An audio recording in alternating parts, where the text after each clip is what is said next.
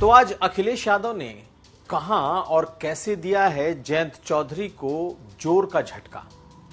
कौन है वो जयंत का करीबी जिसने थामा है अखिलेश यादव का दामन। कैसे अखिलेश पश्चिम में अपनी पैठ बढ़ा रहे हैं, आज हम ये समझेंगे। ये भी जानिए कि समाजवादी पार्टी के जिस कार्यकर्ता ने बाबा साहब भीमराव अंबेडकर के साथ के फोटो के साथ छेड़छाड़ कर तस्वीर अखिलेश यादव को दी थी, आज अखिलेश यादव ने उसे प्रेस कॉन्फ्रेंस में पेश किया। क्या दी है नसीहत, यह भी समझेंगे। और आखिर में उपराष्ट्रपति जगदीप धनखड़ ने कहां और कैसे मुख्यमंत्री योगी आदित्यनाथ की तारीफ की है। क्या है ये खबरें आज का यूपी में। नमस्कार, मैं हूं कुमार अभिषेक, आप देख रहे हैं यूपी तक। हम हाजिर हैं अपना न्यूज शो आज का यूपी लेकर। अखिलेश यादव ने आज एक प्रेस कॉन्फ्रेंस की और इस प्रेस कॉन्फ्रेंस में एक खास बात यह रही कि जयंत चौधरी के बेहद करीबी रहे वसीम राजा ने आज अपने लगभग 3 दर्जन समर्थकों के साथ अखिलेश यादव का यानी कि समाजवादी पार्टी का दामन थाम लिया। वसीम राजा यूं तो पश्चिम में कोई बहुत बड़े मुसलमानों में मास लीडर नहीं है, लेकिन वो जयंत चौधरी के बेहद करीबी मुस्लिम नेताओं में रहे हैं। वो यूथ आरएलडी के पूर्व अध्यक्ष रहे, हालांकि बाद में उन्हें जयंत चौधरी ने हटाया था। चंदन चौहान वो राष्ट्रीय सचिव बनाए गए, लेकिन सिंबॉलिक तौर पर अगर देखा जाए तो ये बड़ा झटका आरएलडी प्रमुख जयंत चौधरी के लिए है।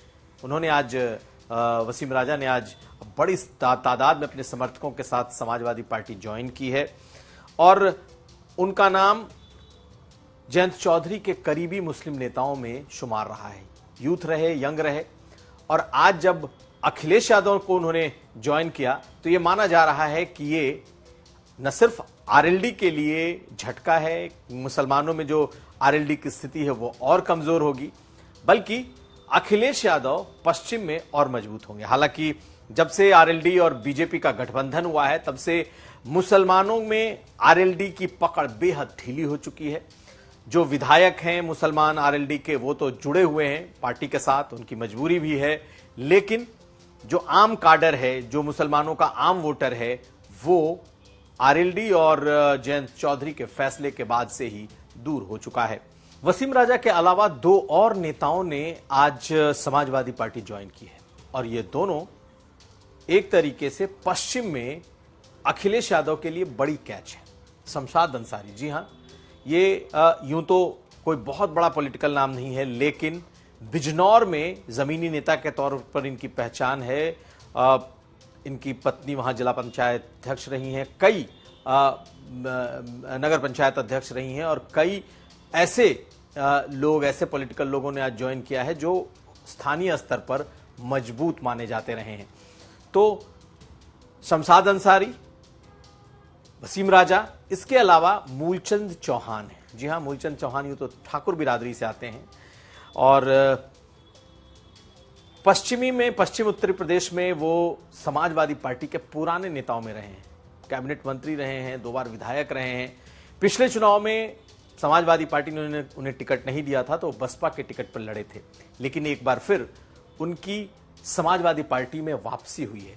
ये तीनों ज्वाइनिंग और इन तीनों लोगों के साथ दर्जनों लोगों ने आज अखिलेश यादव की प्रेस कॉन्फ्रेंस में जो ज्वाइन किया है, ये माना जा रहा है कि चाहे वो बिजनौर हो, चाहे वो पश्चिम के कई दूसरे जिले हों, यहां पर समाजवादी पार्टी मुसलमानों में अपना पैठ और बढ़ाएगी। हालांकि उधर के मुसलमान वोटरों के पास कोई बहुत बड़ा ऑप्शन नहीं है, या तो कांग्रेस पार्टी या समाजवादी पार्टी, और जब दोनों मिलकर के साथ लड़ेंगे तो उनके पास एक ही ऑप्शन होगा। हां, यह जरूर है कि आरएलडी के लिए यानी कि जयंत चौधरी के लिए मुश्किलें इस बाबत बढ़ेंगी कि उन्हें मुसलमानों के वोट से हाथ धोना पड़ सकता है। बहुत सारे ऐसे नेता हैं जो आरएलडी के भीतर अनकंफर्टेबल हैं और जैसे जैसे चुनाव नजदीक आएंगे, अभी आरएलडी के भीतर के जो मुस्लिम चेहरे हैं उसमें भगदड़ और मचेगी। माना यह जा रहा है कि बहुत सारे लोग जो नाराज हैं वो इस बात का इंतजार कर रहे हैं कि 2027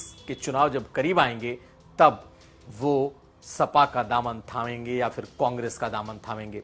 लेकिन आज की ज्वाइनिंग कम से कम पश्चिम के लिहाज से अखिलेश यादव के लिए बड़ी है। क्या कहा है अखिलेश यादव ने इस ज्वाइनिंग पर, सुनिए। और वसीम राजा जिन्होंने आज ज्वाइन किया है, उन्होंने क्या कहा है। वसीम हमारे साथ पहले भी थे, दूसरे थोड़े समय के लिए चले गए और अब पुनः हमारे साथ जुड़े हैं। हमें उम्मीद है मेरठ, आसपास, दिल्ली तक और आसपास सब जगह पार्टी के कामों में, पार्टी के संघर्ष में साथ देंगे और पार्टी को और मजबूत बनाने का काम करेंगे। मैं वसीम भाई और उनके सभी साथियों का बहुत बहुत धन्यवाद। आज देश पीडीए के जननायक श्री अखिलेश यादव की तरफ देख रहा है। चौधरी चरण सिंह जी की विचारधारा को मानते हुए जब तक राष्ट्रीय लोकदल ने काम किया तब तक हम राष्ट्रीय लोकदल में रहे। अब राष्ट्रीय लोकदल चौधरी चरण सिंह जी की नीतियों से भटक गई है, क्योंकि आज अग्निवीर जैसी योजना पे ना बोलना, वक्फ बोर्ड जैसे मुद्दे पे ना बोलना, गन्ने का मूल्य 400 पार होना चाहिए, उस पर सरकार कोई कदम नहीं उठा रही, उस पर राष्ट्रीय लोकदल का चुप रहना। इसलिए आज प्रदेश के अंदर समाजवादी पार्टी के राष्ट्रीय अध्यक्ष अखिलेश यादव के नेतृत्व में उत्तर प्रदेश के अंदर अगली सरकार बनने जा रही है और हम एक मामूली कार्यकर्ता के रूप में समाजवादी पार्टी को मजबूत करने का काम करेंगे। दरअसल इस ज्वाइनिंग में मैंने मूलचंद चौहान का जिक्र किया। ये थोड़ा ऐसा लगेगा कि ऐसे वक्त में जब करनी सेना अखिलेश यादव के खिलाफ खूब अनाप शनाप बोल रही है, उन्हें मारने तक की बात करनी सेना ने की है, और ऐसे में एक बड़ा ठाकुर नेता उस इलाके से समाजवादी पार्टी को उसने ज्वाइन किया है। लेकिन बात यह है कि आज अखिलेश यादव ने याद दिलाया कि जब उन्होंने अपनी सियासत की शुरुआत की थी तब यही नेता वहां जिलाध्यक्ष था और इनके साथ ही उन्होंने अपनी राजनीति की शुरुआत की थी जो नेताजी ने कराई थी। क्या कहा है मूलचंद चौहान के बारे में अखिलेश ने, यह भी सुन लीजिए। हमारे पूर्व मंत्री जो बिजनौर से रहे मूलचंद चौहान जी आज पुनः हमारे साथ जुड़े हैं।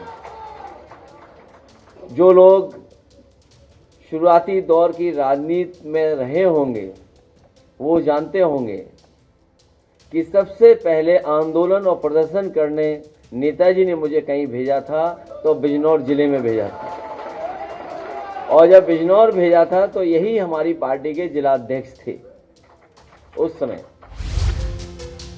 पिछले 2 दिनों से जिस तस्वीर को लेकर बवाल मचा था, अखिलेश यादव और बाबा साहब भीमराव अंबेडकर की तस्वीर को मिक्स एंड मैच किया गया, यानी कि बाबा साहब की तस्वीर से जो छेड़छाड़ हुई, उसके बाद से बीजेपी सड़कों पर थी, मायावती ने विरोध किया था और अखिलेश यादव को भी लग चुका था कि यह मुद्दा कहीं उनके गले की फांस न बन जाए, और अगर यह मुद्दा आगे बढ़ता तो अखिलेश यादव के लिए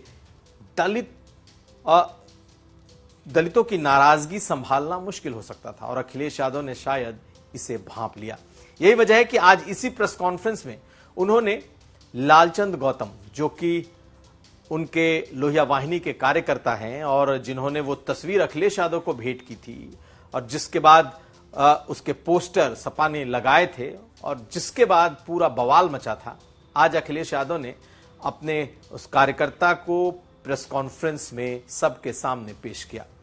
यही नहीं, उन्होंने इस प्रेस कॉन्फ्रेंस में नसीहत भी दी अपने कार्यकर्ता को, और तमाम कार्यकर्ताओं के लिए भी एक नसीहत है कि आगे से ऐसा बिल्कुल ना करें।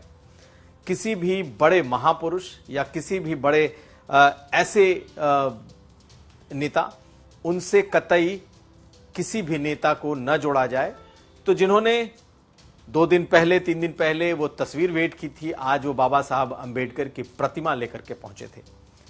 हालांकि अखिलेश यादव ने नसीहत इस मंच से दी, लेकिन उन्होंने बीजेपी के लिए भी कुछ कहा कि बीजेपी को मौका मिला और बीजेपी के तमाम नेता एसी से बाहर आ गए। सुनिए अखिलेश यादव को और देखिए इस तस्वीर को, कैसे उन्होंने मंच पर अपने उस कार्यकर्ता, अपने उस नेता को बुलाकर नसीहत दी। मैंने कहा है कि भविष्य में इस तरह की कोई काम न करें जिससे किसी को भी ठेस पहुंचे। हमने तो अपने कार्यकर्ता को समझा दिया क्या भारतीय जनता पार्टी अपने बड़े से बड़े नेताओं को या और जो उनके नेता कार्यकर्ता उनको समझाओगे कि बाबा साहब भीमराव अम्बेडकर जी का या किसी भी महापुरुष का इस तरह का व्यवहार नहीं करेंगे। उपराष्ट्रपति जगदीप धनखड़ आज लखनऊ में थे। राज्यपाल आनंदीबेन पटेल की किताब चुनौतियां मुझे पसंद है, आज इसके विमोचन में वो शामिल थे। उन्होंने राज्यपाल की तो प्रशंसा की ही, मुख्यमंत्री योगी आदित्यनाथ की उन्होंने जमकर तारीफ की है। उन्होंने कहा कि मुख्यमंत्री योगी आदित्यनाथ ऐसे शख्स हैं जिसमें कायरता का अंश मात्र भी नहीं है। यही नहीं, उन्होंने उत्तर प्रदेश को पिछले 8 सालों में पूरी तरीके से ट्रांसफॉर्म कर देने यानी इसके काया पलटने के लिए मुख्यमंत्री योगी आदित्यनाथ की तारीफ की है। सुनिए क्या कहा है जगदीप धनखड़ ने। अभी मेरी जानकारी के हिसाब से 6 शहरों में मेट्रो हैं और देश में आप अव्वल नंबर है।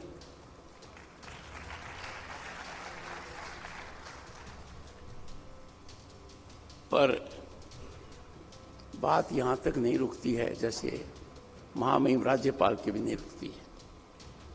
Maximum airports functional at the moment 16, 4 international airports, और मान्यवर देश और दुनिया इंतजार कर रही है जेवर का। एक्चुअली जेवर तो जेवर है, प्रगति का जेवर है, और जेवर जितना ग्रहण किया जाए वो अच्छा ही लगता है। ऐसी परिस्थिति में आपकी उपस्थिति बहुत मतलब रखती है।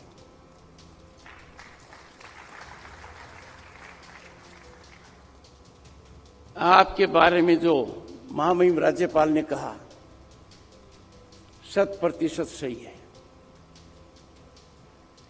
आपने कुछ बातें ऐसी कही हैं जो चुनौती से जुड़ी हुई हैं। चुनौती से पलायन करना, चुनौती के प्रति उदासीन रवैया रखना, चुनौती के प्रति निष्क्रिय होना कायरता की निशानी है। कायरता का कोई भी अंश उत्तर प्रदेश के मुख्यमंत्री में नहीं है। इसमें कोई मेडिकल जांच की आवश्यकता नहीं है। और आखिर में कल गंगा एक्सप्रेसवे पर फाइटर प्लेन्स उतरने वाले हैं। जी हां, गंगा एक्सप्रेसवे के 3.5 किलोमीटर के स्ट्रेच में, जो कि शाहजहांपुर में पड़ता है, वहां पर तमाम इस देश के बड़े फाइटर प्लेन अपना जलवा बिखेरेंगे, जिसमें कहा जा रहा है सुकोई 30, जगुआर और राफेल जैसे फाइटर प्लेन्स इस नए नवेले एक्सप्रेसवे पर उतरने वाले हैं। इसका वो स्ट्रेच बनकर तैयार हो चुका है जहां पर फाइटर प्लेन्स उतरेंगे। हालांकि अभी इसका उद्घाटन नहीं हुआ है, माना जा रहा है जल्द ही गंगा एक्सप्रेसवे का उद्घाटन होगा। लेकिन उत्तर प्रदेश में ये एक प्रथा सी बन गई है। पहले अखिलेश यादव के दौर में लखनऊ आगरा एक्सप्रेसवे पर फाइटर प्लेन्स उतरे, पूर्वांचल एक्सप्रेसवे पर फाइटर प्लेन उतरे, और अब इस गंगा एक्सप्रेसवे पर कल फाइटर प्लेन्स उतरने जा रहे हैं। हमारी नजर बनी रहेगी और हम आपको वहां की पल पल की तस्वीरें दिखाते रहेंगे। आपको हमारा यह कार्यक्रम कैसा लगा, आप हमें जरूर लिखकर बताएं। अगर आपको यह वीडियो अच्छा लगा तो शेयर करें, लाइक करें और चैनल के सब्सक्रिप्शन का बटन जरूर दबाएं।